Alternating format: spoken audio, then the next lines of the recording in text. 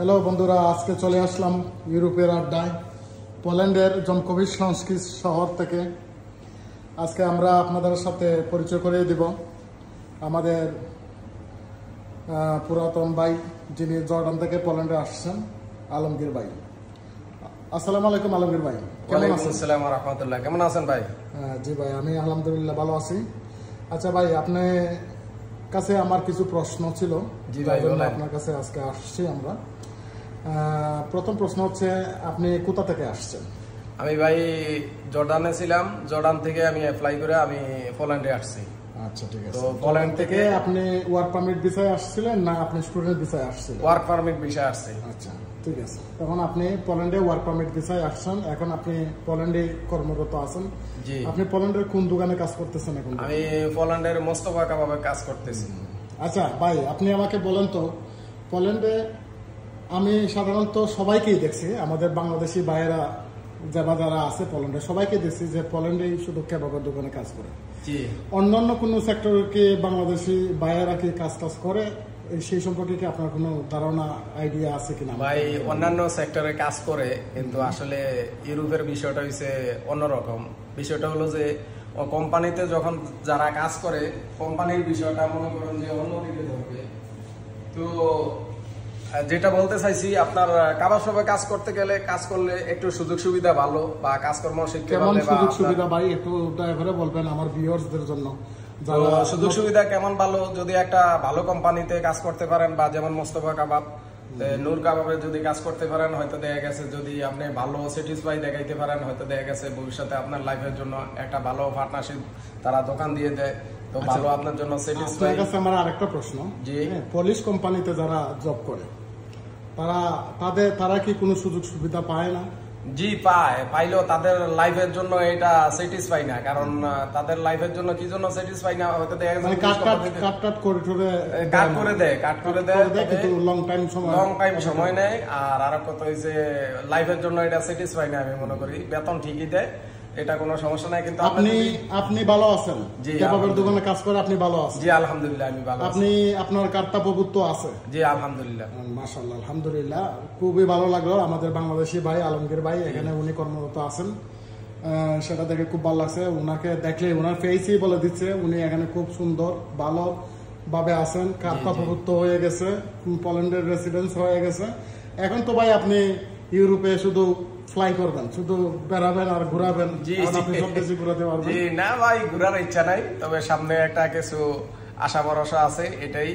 তো আমার বড় ভাই আমার জন্য চেষ্টা করছে, যাতে আপনারা সবাই আমার জন্য দোয়া করবেন, যে ভাই আমারে একটা ভালো কিছু করতে পারে, বা সামনের দিকে কোনো কিছু আমি অগ্রসর হইতে পারি। সবার জন্য দোয়া কামনা করি, এই বলে আমার কথা শেষ করলাম। আমি শেষ করে দিব। আমি ছোট্ট করে আপনি বলবেন, আমাদের বাংলাদেশে যে ভাইয়েরা আছেন, তারা পোল্যান্ডে আসার জন্য তাদেরকে কি বলবেন আপনি?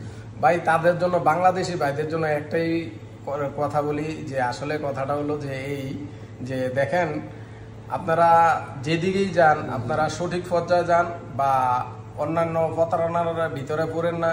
এখানে প্রতারণার ফাঁদটাই বেশি, যেহেতু ইউরোপ।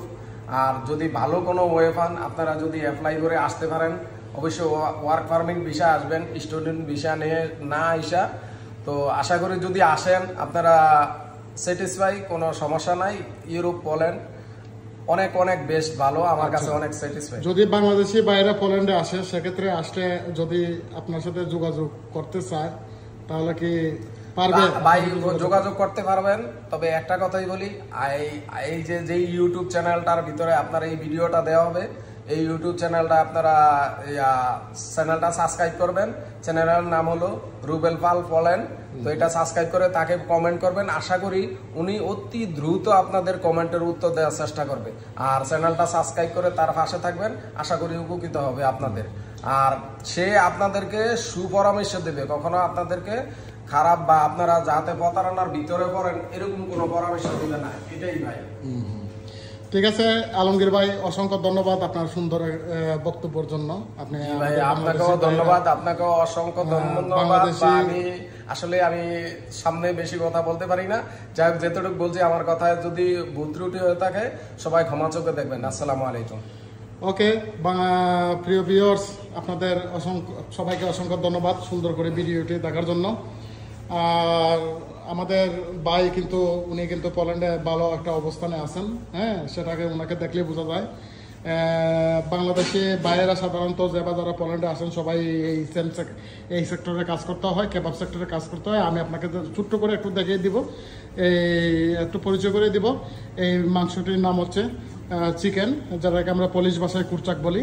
হ্যাঁ, আরেকটি মাংস হচ্ছে, সেটা হচ্ছে আপনার বারানিনা ই ববিনা, মানে বেড়া এবং গরুর সংমিশ্রণে এই মাংসটি তৈরি হয়েছে।